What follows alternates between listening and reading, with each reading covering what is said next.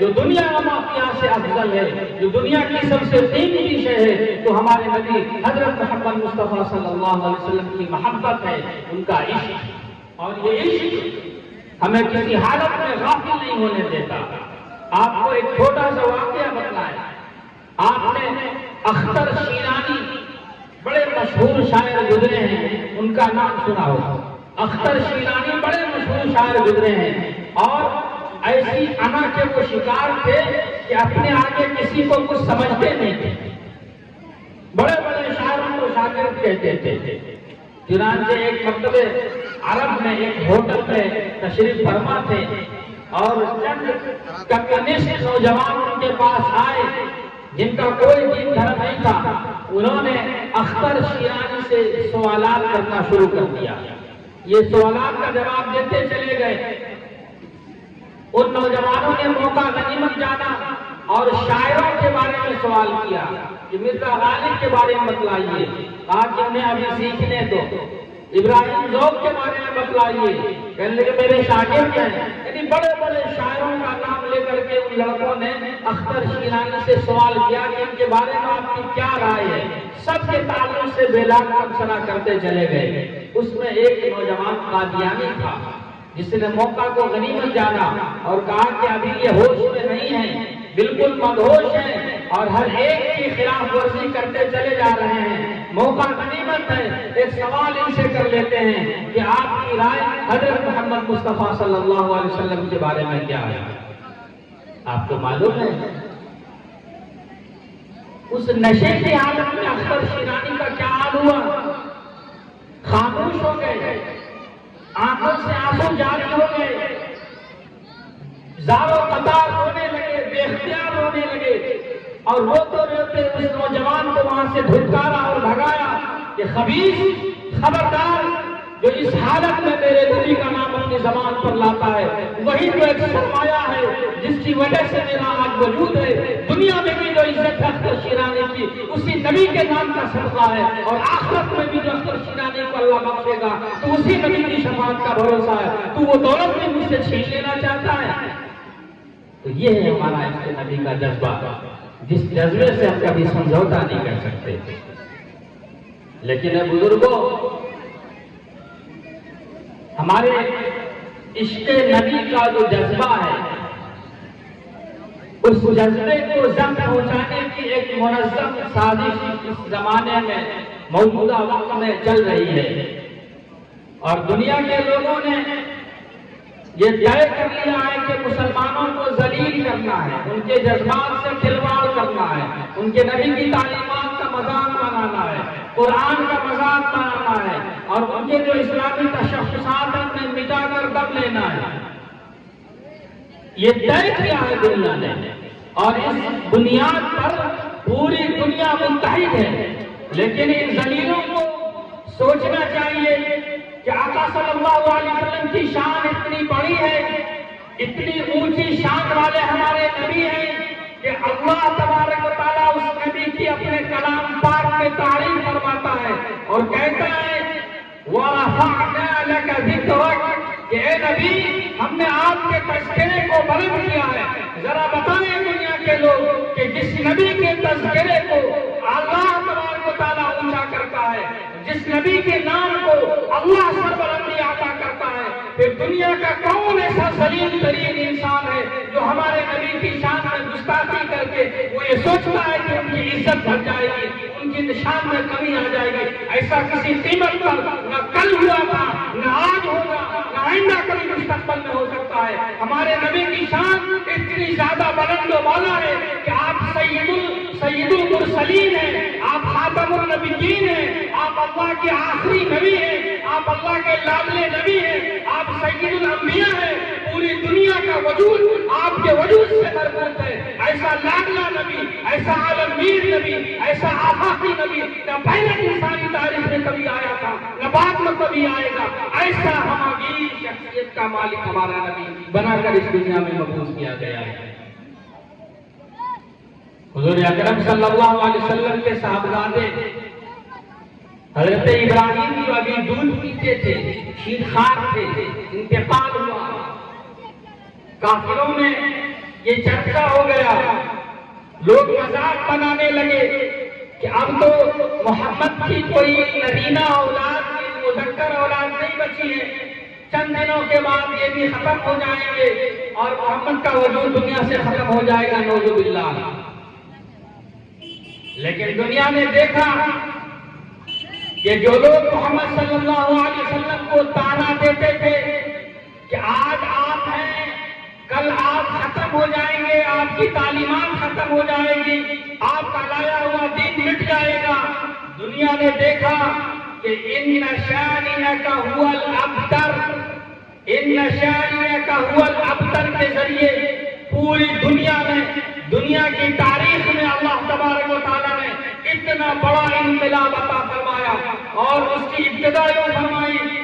انا اعطیناک الکوثر۔ یہ کوثر اس حوض کوثر کا بھی نام ہے جو تمام نبیوں کے ساتھ ساتھ ہمارے نبی حضرت محمد مصطفیٰ صلی اللہ علیہ وسلم کو محشر کے میدان میں قیامت کے دن اللہ تبارک و تعالیٰ عطا فرمائے گا۔ اس کوثر کے علاوہ تمام خیر کثیر کی اس کا ترجمہ ہے اور رہتی دنیا تک کے امتی بھی اس ترجمے میں داخل ہے۔ چنانچہ حضور اکرم صلی اللہ علیہ وسلم کی نرینہ اولاد تو زمین پر باقی نہیں رہی، لیکن ان کی روحانی اولادوں کا اتنا بڑا لامتناہی سلسلہ اللہ تبارک و تعالیٰ نے شروع فرما دیا کہ دنیا کا کوئی خطہ، پوری دنیا کا کوئی گوشہ، اس گلوب کا کوئی پوائنٹ ایسا نہیں ہے جہاں محمد صلی اللہ علیہ وسلم کے نام لیوا مسلمان موجود نہیں ہے، اور دنیا کا کوئی لمحہ ایسا نہیں گزرتا ہے جب اللہ کے نام کے ساتھ آقا صلی اللہ علیہ وسلم کا نام نہیں دہرایا جاتا ہے۔ جب بھی کہا جاتا ہے اللہ اکبر تو بعد میں آگے بڑھ کر کہا جاتا ہے اشہد ان لا الہ الا اللہ واشہد ان محمد رسول اللہ۔ ایسا اللہ تبارک و تعالیٰ نے آپ کی نسلوں کا اور آپ کی روحانی اولادوں کا سلسلہ جاری فرمایا کہ اتنی بڑی تعداد میں کسی کو یہ نصیب ہی نہیں ہوا۔ اور جو لوگ یہ تانا دیتے تھے کہ آپ کی اولادیں ختم ہو جائیں گی، آپ ختم ہو جائیں گے، ان کا نام خود ختم ہو گیا، دنیا سے کوئی نام لینے والا نہیں ہے، اور اگر کوئی نام لیتا بھی ہے تو منحوس، ملعون اور 50 قسموں کی گالی کے ساتھ نام لیتے ہیں۔ یہ ہمارے نبی کی شان ہے، یہ ہمارے نبی کا مرتبہ ہے۔ اس لیے دنیا والوں کو اور خاص طور سے یورپین کنٹریز کے مفکرین کو اور اس ذہنوں کے جو حاملین ہمارے ملکوں میں خاص طور سے اور بر صغیر کے ممالک میں موجود ہیں، ان لوگوں کو بہتر یہ ہے کہ جلدی سے یہ بات سمجھ لیں کہ اس جذبے سے مسلمان کبھی سمجھوتا نہیں کر سکتے۔ یہ سمجھ جتنا جلدی وہ سمجھ لیں اتنا ہی زیادہ ان کے لیے اچھا ہوگا۔ لیکن یہ جب دوسرا پہلو ہم دیکھتے ہیں، دوسرا پہلو جب ہم دیکھتے ہیں، پہلا پہلو تو یہ ہے حضرت رسول کا کہ جو دشمن ہیں،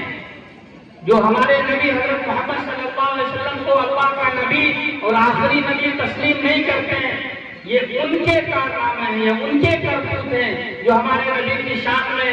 وقفے وقفے سے گستاخی کرتے رہتے ہیں۔ لیکن خود جب ہم اپنا جائزہ لیتے ہیں، ہم اپنے اعمال کو دیکھتے ہیں، ہم اپنے روزمرہ کی عملی زندگی کو دیکھتے ہیں، تو ہمیں اندازہ ہوتا ہے کہ مسلمانوں نے بھی اپنے نبی کے ساتھ بے وفائی کچھ کم نہیں کی ہے۔ آج مسلمانوں کی پوری زندگی آخری نبی حضرت محمد صلی اللہ علیہ وسلم کے لائے ہوئے طریقے سے ہٹی ہوئی تھی۔ آج ہماری زندگی کا کوئی کام ایسا نہیں ہے جس میں ہمارے نبی کی منشا مکمل طور پر محفوظ ہو۔ ہم نے ہر کام میں اپنی مرضی کو شامل کیا ہے۔ کوئی کام اپنی زندگی کا آپ لے لیجیے، تجارت ہو، معاشرت ہو، لین دین ہو، بازار کا نظام ہو، خرید و فروخت کا نظام ہو، اندر چوکھٹ کے اندر گھر کا ماحول ہو، چوکھٹ کے باہر کی زندگی ہو، آپس کے تعلقات ہو، ایک دوسرے کے حقوق کی ادائیگی ہو، کسی پوائنٹ پر ہم نے حضور صلی اللہ علیہ وسلم کے بتائے ہوئے طریقوں کو اور ان کی دی ہوئی تعلیمات کو عمل میں نہیں لایا گیا ہے۔ لہذا میرا یہ ماننا یہ ہے کہ آج دنیا کو اگر موقع ملا ہے کہ وہ ہمارے نبی کا مذاق بناتی ہے، قرآن کا مذاق بناتی ہے، اسلامی تشخصات کو ٹارگٹ کرتی ہے، تو بہت زیادہ کردار اس میں مسلمانوں کا بھی ہے کہ مسلمانوں نے بھی اپنے عمل سے یہ بتلایا ہے کہ قرآن کی بہت اہمیت نہیں ہے ہماری زندگی میں۔ مسلمانوں نے اپنے عمل سے یہ بتلایا ہے کہ نماز کی بہت اہمیت نہیں ہے ہماری زندگی میں۔ مسلمانوں نے یہ بتلایا ہے کہ اسلامی شادی کی کوئی اہمیت نہیں ہے ہماری زندگی میں۔ مسلمانوں نے اپنے عمل سے یہ باور کرایا ہے کہ وراثت کا، طلاق کا، ہبہ کا، عاریت کا اور دیگر اسلامی قوانین کا ہماری عملی زندگی میں بہت زیادہ کردار نہیں ہے۔ چنانچہ میں موقع ملا، انہیں شہ ملا ہماری طرف سے، اسی شہ کی بنیاد پر وہ اس میں مداخلت کرتے ہیں، اس کے خلاف ورزی کرتے ہیں، اس کے خلاف قانون بناتے ہیں۔ اگر مسلمان مکمل اسلام پر عمل پیرا ہوتے، اپنی زندگی کو اسلامی تعلیمات کے مطابق بسر کرتے، اسلامی تعلیمات کے مطابق اپنی صبح و شام کو گزارتے اور اپنے زندگی کے ہر معاملے کو اسلامی تعلیمات کے مطابق انجام دیتے، تو دنیا کی طاقت نہیں تھی کہ وہ کسی حکم کے خلاف، اللہ کے کسی حکم کے خلاف آواز اٹھاتی، قرآن کے کسی آیت کے خلاف آواز اٹھاتی اور نبی کی کسی تعلیمات کا وہ مذاق بناتی۔ لیکن سب سے بڑے مجرم جو ہیں وہ ہم ہیں، ہم لوگوں نے، یعنی مسلمانوں نے،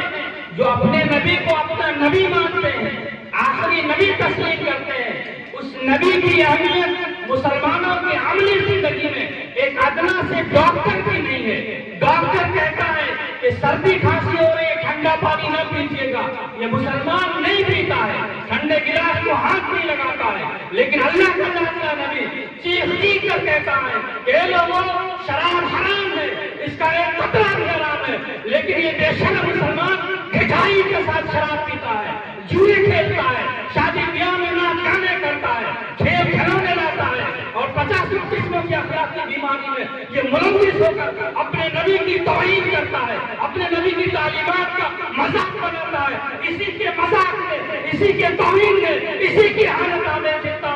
پوری دنیا کو اجازت دے رکھی ہے کہ وہ ہمارے نبی کی شان میں گستاخی کرتا ہے، ورنہ مجال نہیں تھی۔ پوری دنیا کی طاقت ایک طرف، اللہ کی طاقت ایک طرف، کسی طاقت کو یہ مجال نہیں تھی کہ ہمارے نبی کی شان میں گستاخی کر جاتا ہے۔ لیکن اے مسلمانوں، تم سب سے بڑے مجرم، تم نے اجتماعی جرم کیا ہے، تمہیں اجتماعی طور پر توبہ کرنی چاہیے کہ اللہ، ہم بڑے مجرم ہیں، ہم تیرے دربار میں آ کر اجتماعی جرموں کا اقرار کرتے ہیں کہ ہم سے جو گستاخیاں ہو رہی ہیں، تیرے نبی کی لائی ہوئی دین کا ہم خود اپنی طور پر مذاق بنا رہے ہیں، قرآن کا مذاق ہم خود بنا رہے ہیں، نماز کا مذاق ہم خود بنا رہے ہیں، کہ اللہ ہم اس سے توبہ کرتے ہیں، ہم سے آپ راضی ہو جائیے۔ یہ کرنا پڑے گا آپ کو۔ اگر یہ کام آپ نے نہیں کیا تو اعانت رسول کے جو دنیا کے مجرم ہیں ان کو سزا دینے سے پہلے آپ خود کو سزا دیجیے، خود کو مجرم سمجھیے۔ اگر جو شخص قرآن کو اللہ کی کتاب نہیں مانتا، وہ قرآن کے ایک آدھ آیت کے خلاف کیا وہ پورے قرآن کی بے حرمتی کر سکتا ہے، کیونکہ اس کے دل میں ایمان ہی نہیں ہے۔ لیکن جس کے دل میں ایمان ہے وہ قرآن پہ عمل نہ کرے، یہ توہین نہیں ہے۔ جو لوگ اللہ کے نبی کو نبی نہیں مانتے وہ کچھ بھی کہہ سکتے ہیں کیونکہ ایمان ہی نہیں ہے ان کا، لیکن جو اس بات کو تسلیم کرتے ہیں کہ محمد صلی اللہ علیہ وسلم اللہ کے آخری نبی ہیں، ان کے بعد کوئی نبی زمین پر برپا نہیں کیا جائے گا، وہ لوگ اگر اس نبی کی تعلیمات کی عمل نہیں کرتے ہیں تو آپ اس کو توہین نہیں سمجھتے، یہ مذاق نہیں ہے ان کا، بالکل مذاق ہے، اور اس مذاق سے آپ کو توبہ کرنا پڑے گا، ورنہ یاد رکھیے کہ یہاں کے ایک ایک عمل کا آپ کو اللہ کی عدالت میں حساب دینا ہے، بغیر حساب بھی آپ کے قدم وہاں سے ہل نہیں سکتے ہیں آپ کے قدم۔ اس لیے ضرورت اس بات کی ہے کہ اعانت رسول کا جو سلسلہ چل رہا ہے اس میں دو باتیں ہیں، کرنے کی دو باتیں ہیں۔ پہلی بات تو کرنے کی یہ ہے کہ جب بھی مسلمانوں کے خلاف کوئی آواز اٹھتی ہے دنیا کے کسی خطے سے، جب بھی قرآن کے خلاف زبان درازی ہوتی ہے، جب بھی نبی کی شان میں گستاخی ہوتی ہے، تو مسلمان ایک مشتعل قوم کا، جذباتی قوم کا نام ہے، وہ سڑکوں پہ اترتی ہے، نعرے تکبیر اور اللہ اکبر کرتی ہے، اور پھر چند دنوں کے بعد یا اسی دن چند گھنٹوں کے بعد یہ گھر میں گھس جاتی ہے، پھر اس کے بعد کوئی لینا دینا نہیں بچتا، یا پھر بہت زیادہ توہین آمیز معاملہ ہوتا ہے تو یہ کچھ نقصان پہنچا دیتے ہیں۔ جیسے ابھی ماضی قریب میں ایسا ہوا کہ کئی ملکوں میں سفارت خانوں کو ٹارگٹ کیا مسلمانوں نے، اور ان ملکوں کے سفیروں پر حملہ کیا اور انہیں تکلیف پہنچائی۔ تو اس معاملے میں ہم یہ دیکھیں گے کہ جب بھی اعانت رسول کا کوئی معاملہ سامنے آتا ہے تو وہی رسول ہماری کیا تعلیم کرتا ہے، کیا رہنمائی کرتا ہے۔ قرآن پاک سے ہم پہلے اس بات کو دیکھتے ہیں، حدیث بعد میں پیش کریں گے۔ قرآن پاک میں سورہ آل عمران میں اللہ تبارک تعالیٰ نے فرمایا ہے وَلَتَسْمَعُنَّ مِنَ الَّذِينَ أُوتُوا الْكِتَابَ مِنْ قَبْلِكُمْ وَمِنَ الَّذِينَ أَشْرَكُوا أَذًى كَثِيرًا إِن تَصْبِرُوا وَتَتَّقُوا فَإِنَّ ذَلِكَ مِنْ عَزْمِ الْأُمُورِ۔ اے لوگوں تم ان لوگوں کی طرف سے جو اہل کتاب ہیں، جو تم سے پہلے گزر چکی قومیں ہیں، ان کی طرف سے بھی، وَمِنَ الَّذِينَ أَشْرَكُوا، اور مشرکوں کی طرف سے بھی بہت زیادہ تمہیں سننے کو ملے گا، دیکھنے کو ملے گا۔ کیا؟ اذًى كثيرا، بہت زیادہ تکلیف کی باتیں، مذاق کی باتیں، توہین کی باتیں، استہزاء اور مذاق کی باتیں تمہیں ان کی طرف سے سننے کو ملیں گی۔ آگے کیا قرآن کہتا ہے؟ ان تصبروا وتتقوا، اگر صبر کیے رہے اور تقوی اختیار کیے رہے، اللہ سے ڈرتے رہے، تو فإن ذلك من عزم الأمور، تو یہ بڑے حوصلے کی بات ہے، یہ بڑی ہمت کی بات ہوگی۔ معلوم کیا ہوا کہ اگر توحید رسالت کا کوئی واقعہ سامنے آتا ہے، توحید رسالت کا کوئی مسئلہ سامنے آتا ہے، حضرت محمد صلی اللہ علیہ وسلم کی شان میں کوئی گستاخی ہوتی ہے، تو ٹی وی چینلوں پر بحث کرنے کے بجائے، سڑکوں پر اترنے کے بجائے اور اس ملعون اور خبیث کے خلاف نعرے بازی کرنے کے بجائے ضرورت اس بات کی ہے کہ صبر کیا جائے، تقوی اختیار کیا جائے، اور حضور صلی اللہ علیہ وسلم کی لائی ہوئی تعلیمات کو مضبوطی سے تھاما جائے، اپنی عملی زندگی میں اس کو شامل کیا جائے۔ جب ایک ایک عمل کو اپنے آقا کی ہم اپنی زندگی میں داخل کریں گے تو خود یہ اتنی بڑی تعظیم ہوگی، اتنی بڑی تقریر ہوگی کہ اس کے خلاف کوئی توہین مؤثر ہو ہی نہیں سکتی۔ کیا آپ کا یہ ایمان ہے کہ پوری دنیا مل کر اگر ہمارے نبی کی حجم کریں، برائی کریں، تو کیا نبی کی شان گھٹ جائے گی؟ ہو ہی نہیں سکتا ہے۔ حضور صلی اللہ علیہ وسلم کے ہوتے ہوئے، آپ کے موجود ہوتے ہوئے بہت سے مجرموں نے یہ جرم کیا، آپ کو بھلا برا کہا، آپ کی شان میں گستاخی کی، لیکن کیا آپ نے ان سے انتقام لیا؟ نہیں۔ بہت مشہور واقعہ ہے وہ کوڑے ڈالنے والا، سنا ہوگا آپ لوگوں نے، کہ آپ گزرتے تھے اور آپ کے اوپر کوڑے ڈال کے جاتے تھے، یہ توہین نہیں ہے؟ کیا آپ نے اس کو سزا دی؟ اس کے خلاف صحابہ کو کہا کہ سڑکوں پہ نکلو، نعرے لگاؤ؟ نہیں، قطعاً نہیں۔ آپ نے صبر کے ساتھ، تحمل کے ساتھ کام کیا، اور پھر اللہ تبارک تعالیٰ نے آپ کے ذکر کو، آپ کے تذکرے کو اتنا بلند کیا کہ آپ کی بلندی سے آسمان کے فرشتے بھی شرماتے ہیں،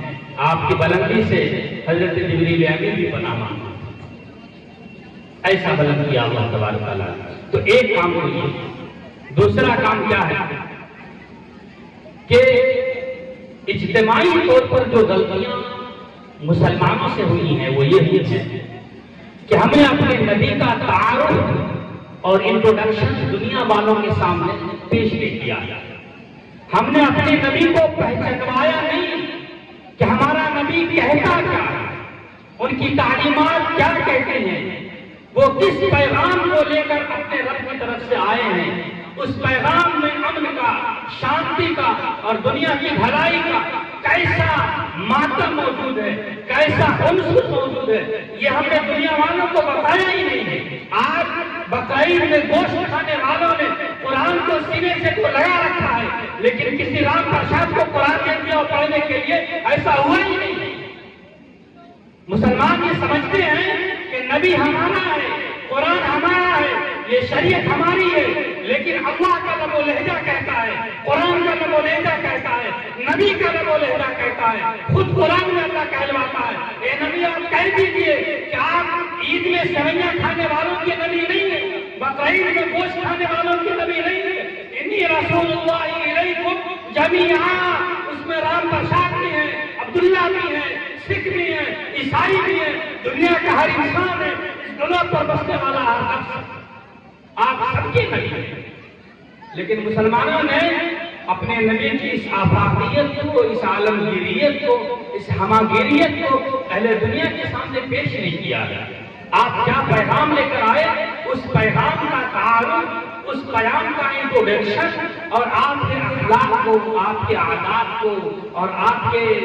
کی خصلتوں کو، آپ کے اوصاف حمیدہ کو مسلمانوں نے اپنے قرب و جوار کے لوگوں کو، برادران وطن کو بتلایا نہیں. اسی کا نتیجہ ہے کہ آج کبھی طلاق کے خلاف، کبھی وراثت کے خلاف. ایسا لگتا ہے ہمارے بھائیوں کو کہ طلاق مسلمانوں پر ایک ظلم، عورتوں پر ایک ظلم ہے. ایسا لگتا ہے ہمارے بھائیوں کو کہ وراثت کے قانون میں اسلام نے عورتوں پر ظلم کیا ہے. لیکن اللہ کی قسم کھا کر یہ بات کہی جا سکتی ہے کہ اگر وراثت کا اسلامک فلسفہ انہیں سمجھا دیا جائے، اگر طلاق کا اسلامک فلسفہ انہیں سمجھا دیا جائے تو وہ ایک نمبر کے مؤید ہوں گے اور سب سے زیادہ آواز بلند کرنے والے ہوں گے کہ اس قانون میں دونوں طرف کی رعایت کی گئی ہے اور خیر ہی خیر ہے. لیکن اس فلسفے کو سمجھائے کون؟ ہمارا مسلمان خود نہیں سمجھتا. ہمارا مسلمان خود اس فلسفے سے ناواقف ہے. اسے وراثت کا قانون نہیں معلوم، اسے طلاق کا قانون نہیں معلوم. ارے وراثت اور طلاق تو بہت بڑی بات ہے، انہیں نماز پڑھنے کا طریقہ نہیں. 60 سال کی عمر، 50 سال کی عمر، 65 سال کی عمر گزر گئی، نماز میں ہاتھ کیسے باندھنا، انہیں نماز میں ہاتھ باندھنے کا طریقہ نہیں معلوم. اگر یہ ناپاک ہو جائے، غسل واجب ہو جائے تو صبح سے شام تک یہ نہاتے رہے، صاف تو ہو جائیں گے لیکن پاک ہونے کا طریقہ ان کو نہیں معلوم. یہ ایسے مسلمان ہیں، ایسے مسلمان ہیں اور دعویٰ کرتے ہیں محمدی ہونے کا، مسلمان ہونے کا. اے بزرگوں، بڑی معذرت کے ساتھ، وقت نہیں ہے، انتظامیہ نے پرچی تھما دی ہے، بڑے درد کے ساتھ میں آپ سے کہتا ہوں کہ اللہ کے واسطے ایک ہو جائیے، نیک ہو جائیے اور مکمل اسلام کو، جو آپ کے نبی کا لایا ہوا اسلام،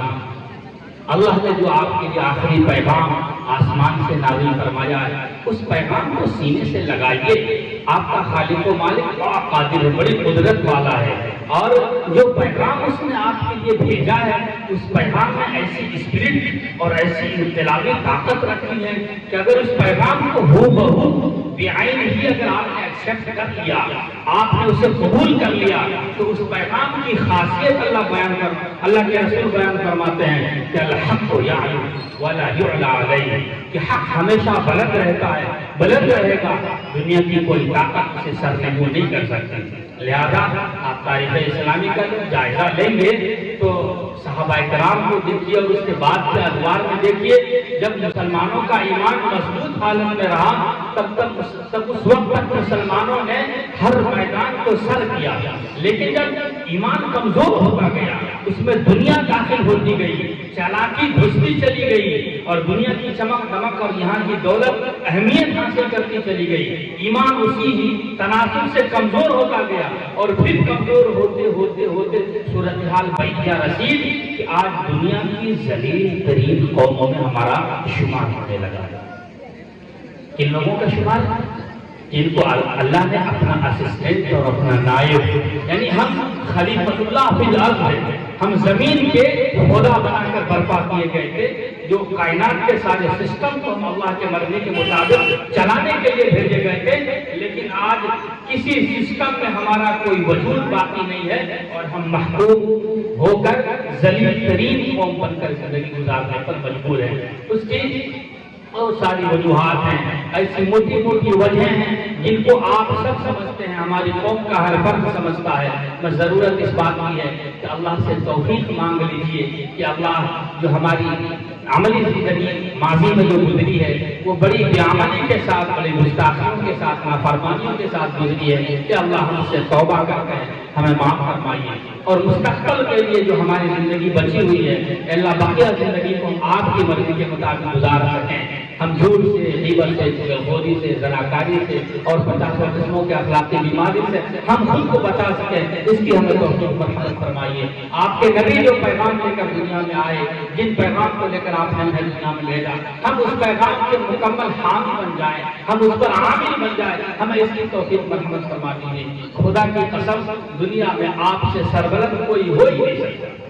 کوئی ہو ہی نہیں سکتا۔ آپ کے پاس تو سربلندی کے نسخے اللہ نے آپ کو عطا فرما دیے، اس نسخے کو مت بھولیے، اس نسخے کو مت بھولیے، اس نسخے کو سینے سے لگائیے، دنیا کی ساری طاقتیں آپ کے سامنے سر سے ہو رہیں گی۔ اللہ تبارک تعالیٰ ہم تمام بھائیوں کو کہنے سننے سے زیادہ عمل کی توفیق مرحمت فرمائے۔ اب آخر میں جلسے کی انتظامیہ کو اور خاص طور سے مولانا تنویر حسین ندوی کو اور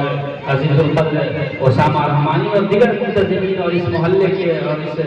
بستی کے تمام نوجوانان جنہوں نے بھی اس اجلاس کے انعقاد میں کسی صورت سے بھی شرکت کی ہو، کوششیں کی ہو، مالی اعتبار سے یا جسمانی اعتبار سے، دوڑ و بھاگ سے، جد و جہد سے، کسی نوعیت سے شرکت کی ہو اس اجلاس کے انعقاد میں سب کے لیے دعا گو ہوں اور اس انتظامیہ کا شکر گزار ہوں کہ انہوں نے مجھے اس لائق سمجھا اور یہاں مجھے آنے کی دعوت دی اور میں آپ کے سامنے آج آ کر آپ سے کچھ باتیں کر سکا۔ بس اللہ سے محض توفیق کی درخواست ہے کہ اللہ ہم سب کو توفیق مرحمت فرمائے۔ وآخر دعوانا الحمدللہ رب العالمین۔